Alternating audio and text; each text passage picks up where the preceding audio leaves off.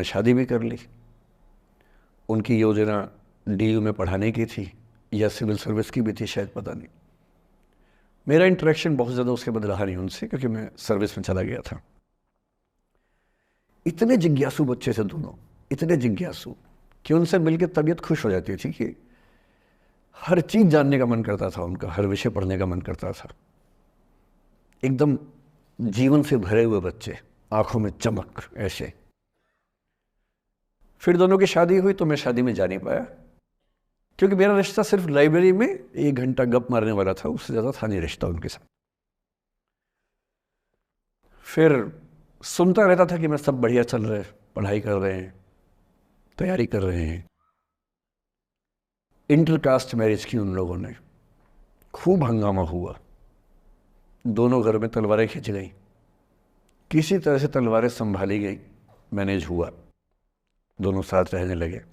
और फिर 3-4 साल के बाद एक दिन मैंने खबर सुनी कि उस बच्ची ने फंदा लगा के जीवन लीला समाप्त कर ली। ये बात भी दिल्ली विश्वविद्यालय की है, उस दौर के सब लोग इस कहानी को जानते हैं। मेरे ख्याल से ये दोनों कहानी आपके प्रिंसिपल मैडम जानती होंगी, नहीं ध्यान कर पाएंगे तो मैं उनको जैसे नाम बोलूँगा अकेले में वो तुरंत समझ जाएंगे मैं किसकी बात कर रहा हूँ। मैं आज तक नहीं समझ पाया कि ऐसा क्या हुआ होगा। तो बाद में अनुमान जो हुआ वो ये, इंटरकास्ट मैरिज, परिवार का दबाव, समाज का दबाव, आपस के दबाव, टॉक्सिक रिलेशनशिप, अंत में उस दबाव को न झेल पाना और जीवन समाप्त कर देना, ये हुआ। ये 2 घटनाएं हैं। एक तीसरी घटना ये है कि दिल्ली में आज से 25 साल पहले घटना घटी। आप लोग तब बस पैदा हुए होंगे, घुटनों में चल रहे होंगे, या उससे 5-7 साल पहले की बात रही होगी। ये घटना दिल्ली के सब सीनियर लोग जानते हैं, जिनकी उम्र 35-40 साल है वो सब जानते हैं इस घटना को। मोबाइल फ़ोन में वीडियो नया नया आया था उस समय। अब तो आपके हर फ़ोन में वीडियो है, अब तो सामने भी है, ताकि आप वैसा वाला मुंह बना के सेल्फी खिंचवा सके। पाउट बोलते हैं ना, मैं उसको देसी भाषा में सूअर जैसा मुंह बोलता हूँ, और वैसा ही बनता भी है, क्यूट क्यूट सा सूअर जैसा मुंह बना के लोग सेल्फी खिंचवाते हैं, उसको बोलते हैं पाउट। तब तो कैमरा फ़ोन में पहली बार आया था, तब लोग अभ्यस्त नहीं थे। अब जैसे आप लोग कितने अभ्यस्त होंगे, हम भी होने लग गए अब तो। अब हम किसी से बात करते हैं तो हम ये एज्यूम करके चलते हैं कि उसने फ़ोन में कुछ ना कुछ ऑन कर रखा होगा, या तो आवाज़ रिकॉर्ड करेगा या वीडियो बनाएगा। तुम कितने केयरफुल होकर बोलते हैं, कितने कॉन्शियस रहते हैं। और सर्विलांस सोसाइटी की सबसे बुरी बात यह है कि हम हमेशा चौकन्ने रहते हैं, हम सहज हो ही नहीं पाते। सहज रूप से 2 लोग बात कर लें, हो ही नहीं पाता। तो मैं तो अपने ऑफिस में कई बार ऐसा करता हूँ, जब हम 3-4 लोग बैठते हैं इनफॉर्मल बातचीत के लिए, हम सब अपना अपना फ़ोन कमरे के बाहर छोड़ के आ जाते हैं, फिर 2 घंटे बात करते हैं, इस भय से मुक्त होके कि कहीं कोई रिकॉर्ड तो नहीं कर रहा। ये हालत है आज की। उस ज़माने में तो फ़ोन थे। मोबाइल फ़ोन आया था भारत में लगभग 1995 के आसपास पहली बार, बड़ा महंगा था। 16 रुपये प्रति मिनट इनकमिंग, 16 रुपये प्रति मिनट आउटगोइंग, ये रेट से उस समय। और फ़ोन वो थे जिनसे आप कील भी ठोक सकते हैं, वैसे वाले फ़ोन थे, बटन वाले फ़ोन थे। नोकिया एक कंपनी थी, उसके फ़ोन हुआ करते थे।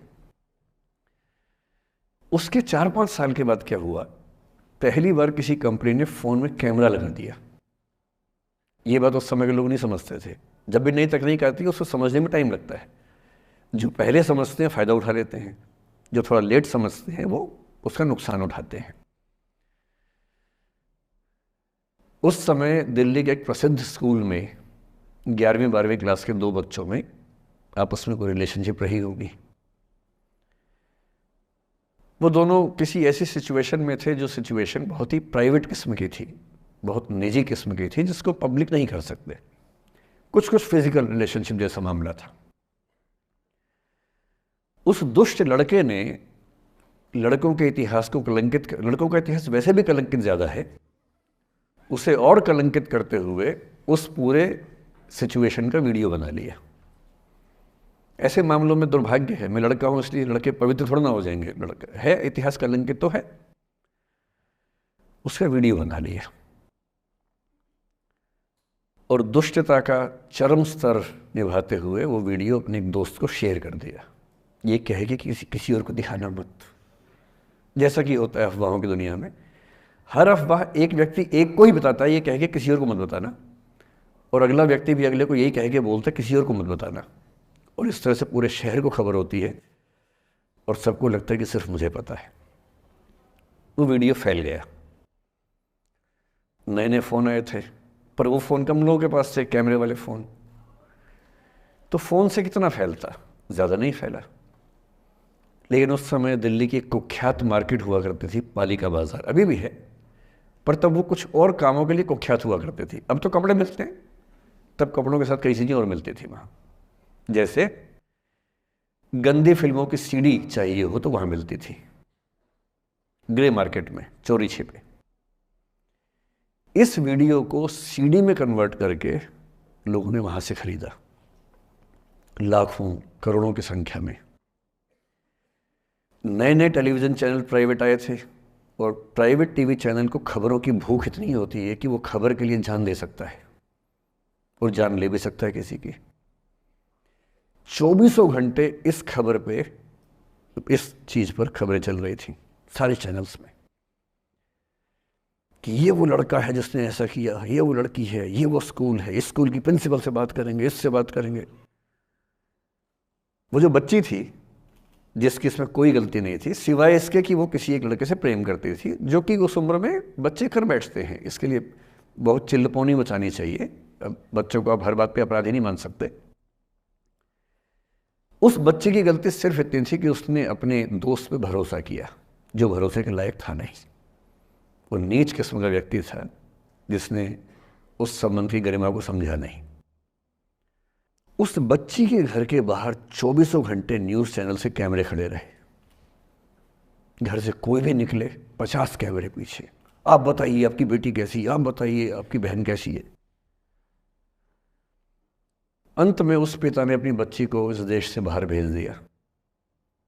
उसके कुछ दिन बाद की जो खबर टीवी चैनल से नहीं दिखाई, उसके पिता ने आत्महत्या कर ली। ये तीसरा इंसिडेंस है। ये सारी खबरें सच्ची बता रहा हूं मैं, इनमें से एक भी झूठ नहीं है।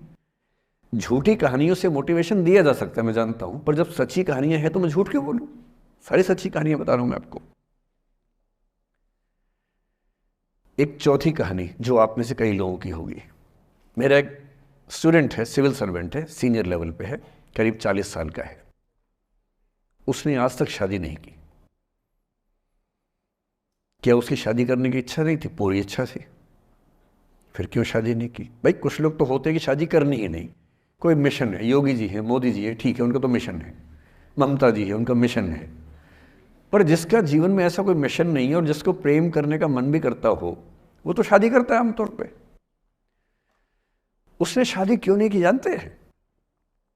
जब वो 25-26 की उम्र में था, जब वो मेरा विद्यार्थी भी था, एक दिन मेरे पास आके बोला कि सर एक बात करना चाहता हूँ। मुझसे मेरे स्टूडेंट्स ऐसी बातें खूब करते हैं पर्सनली आके, अब तो मैं टाइम कम दे पाता हूँ, पहले तो ये सब होता रहता था क्लास के अलावा। एकदम रोता हुआ आया, आंखों में आंसू भरे हुए बहुत सारे। मैंने क्या हो गया भाई? तो फिर उसने किसी का नाम बताया कि सर वो भी मेरी स्टूडेंट थी, कि सर उसके साथ रिलेशनशिप थी, उसने धोखा दिया है मुझे। अच्छा, धोखा देने वाली कहानियाँ मुझे बहुत अपील नहीं करती। मेरा मानना है कि दोनों पक्षों की गलतियाँ होती हैं। आप केवल अपने पर्सपेक्टिव से सोच सोच के धोखा करते रहते हैं, ऐसा थोड़ा ना होता है भाई। कुछ तो मजबूरियाँ रही होंगी, कोई यूं ही बेवफा नहीं होता, कुछ तो वजह होगी ना। आप थोड़ा उसकी वजह, उसका भी तो, उसकी कहानी भी तो सुनिए। और मैं जब जब दोनों कहानियाँ सुनता हूँ मुझे लगता है कि मामला ग्रे है। आप किसी एक पे उंगली उठा ही नहीं सकते कि इसने ऐसा किया। दोनों की गलतियाँ होती हैं, ऐसा थोड़ा कि एक की होती है। बहरहाल इन भाई साहब को ऐसा लगा कि धोखा हो गया उनके साथ, तो मैंने कहा चलो कोई बात नहीं यार, हो गया तो हो गया, तू नहीं कोई और सही, ऐसा क्या है। इतनी बड़ी दुनिया है, 8 अरब की आबादी अब है, उस समय भी 6-7 अरब तो थी। मैंने कहा 3.5 अरब 350 करोड़ में कोई तो होगी तुम्हारे लिए, ऐसा क्या है।